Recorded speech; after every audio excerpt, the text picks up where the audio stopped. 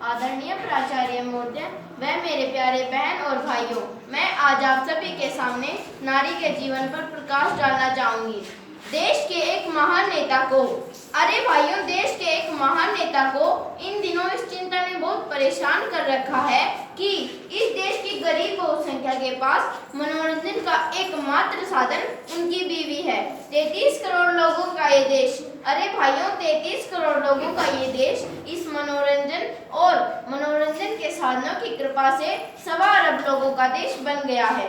चीन की जनसंख्या को पीछे छोड़, अरे चीन की जनसंख्या को पीछे छोड़ दुनिया के देशों में सबसे अधिक आबादी वाला ताज पहन लेगी, लेकिन इस ताज में मोती कम और कांटे अधिक हैं। अब इस देश को क्या कहिए, अरे क्या कहिए इस देश को जिसकी लगभग आधी जनसंख्या को गृह लक्ष्मी और पर्दे की लक्ष्मी कहकर घर आंगन की लक्ष्मण रेखाओं में कैद कर रखा है।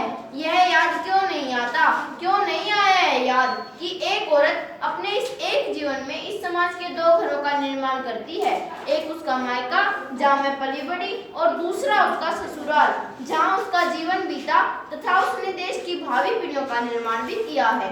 चल छोड़ दीजिए इस बात को, औरत को सम्मान देने की फुर्सत आज की डिस्को संस्कृति में किसके पास है? किसी के पास नहीं। औरत अगर कल उनके पुरखों के लिए मनोरंजन की वस्तु थी तो आज भी उसके रुतबे में कोई वृद्धि नहीं हुई। फर्क सिर्फ इतना है कि कल अगर वह पुरुषों के मानसिक कोठे पर नाच रही थी तो आज वह दीवाने आम की जिन्नत बन गई है। शिक्षा प्राप्त करने के लिए उसने रिकॉर्ड तोड़े, अंतरिक्ष में छलांग लगाई, जीवन सफर में पुरुषों के कंधे से कंधा मिलाकर उसने उसकी गृहस्थी की गाड़ी को आगे खींचा है।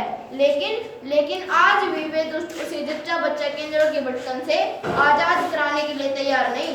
उधर समाज को बदलने की इच्छा रखने वाले चिल्ला कर कह रहे हैं कि नहीं, अब एक औरत को स्वादपूर्ण भोजन तथा एक सस्ते मनोरंजन का साधन समझना बंद करो, उसे इस देश के निर्माण का नेतृत्व करने दो उसे देश के निर्माण का नेतृत्व, उसे पढ़ने दो, आगे बढ़ने दो।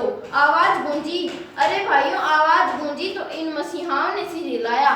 संचार क्रांति का युग है, गरीब के हाथों में से बीवी को निकाल दो और टीवी पकड़ा दो। आवाज